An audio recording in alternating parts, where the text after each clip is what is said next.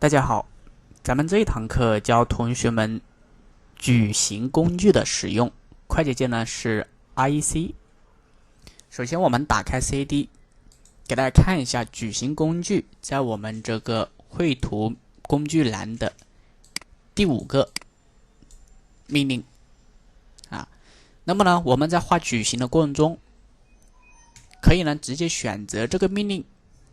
去画矩形，也可以呢输入快捷键的形式呢去绘制矩形。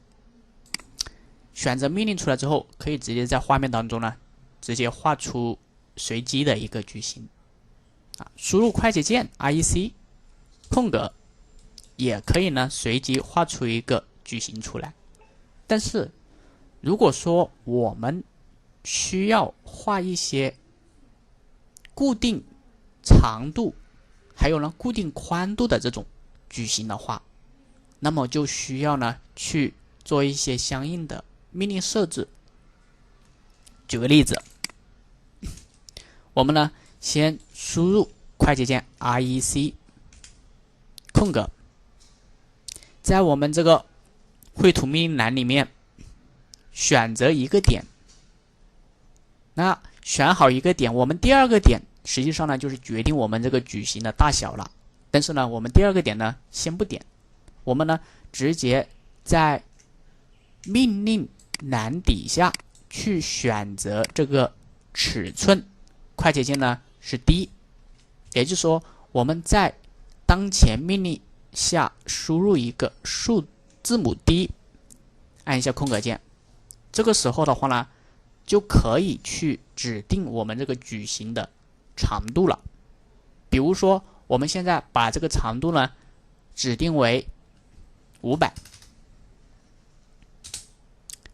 在空格之后指定宽度300。那么呢这个矩形呢事实上已经画好了，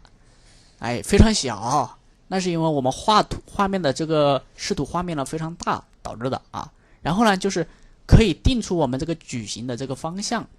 啊，我们鼠标往哪边走，这个矩形呢就往哪边画啊。比如说我们现在呢把鼠标放到我们这个左下角，矩形的话呢就是这样子呢生成出来了啊。那么这个矩形的这个长和宽啊就是500的300。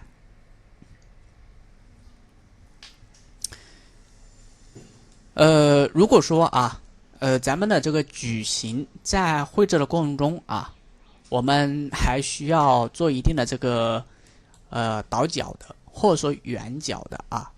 一样的也可以呢操作出来。就是画矩形它除了可以定我们这个矩形的长度和宽度之外，也可以定我们这个矩形的这个什么呢角点。也就是说这个角呢是直角，还是属于斜边的这种倒角，还是属于我们这个圆角，都是可以画出来的。大家看我们继续呢输入 IEC 空格，在这个时候的话呢，底下它就会提示我们画矩形，你是需要进行这个倒角命令它的角呢需要导成这个多大的角，或者说呢你这个矩形的4个角呢是属于圆角命令还是怎么样，我们呢都是可以操作出来的。甚至呢还可以去调整我们这个矩形的这个什么呢三维厚度，还有呢矩形线条的宽度都可以调整我们呢先做一个简单操作，进行一个倒角的操作，输入一个 C。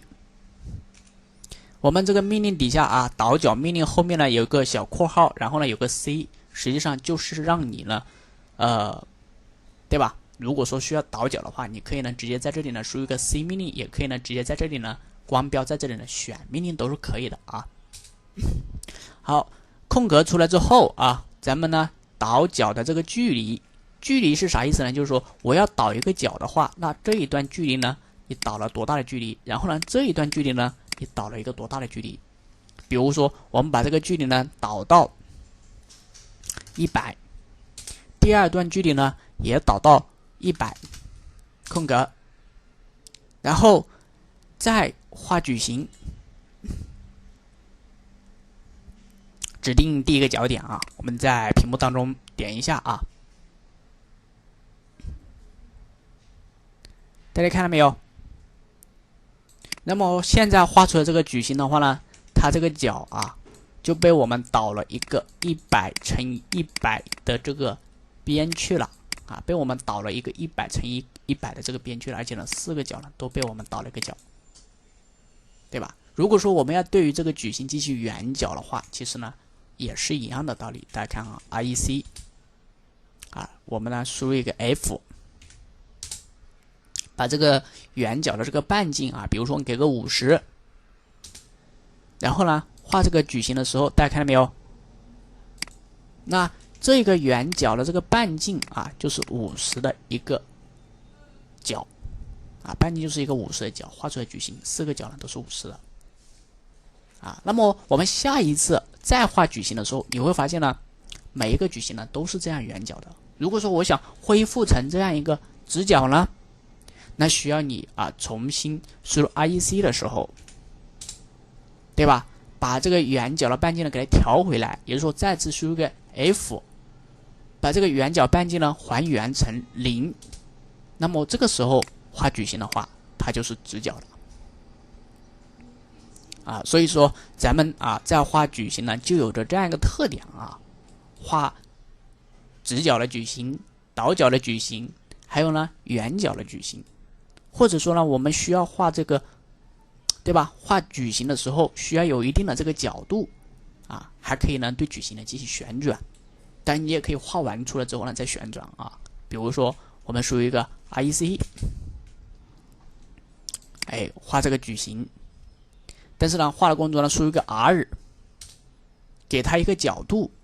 角度的话呢，比如说指定一个45度，对吧？那我们画出来这个矩形啊，它就是不是水平的这个矩形了，而是呢旋转了45度角的这个矩形了，不再是这种水平的矩形了，而是旋转了一个45度角的这个矩形了，对吧？那至于它的长宽啊，一样的，你输入一个 D 的话呢，是可以设定它的长度和宽度的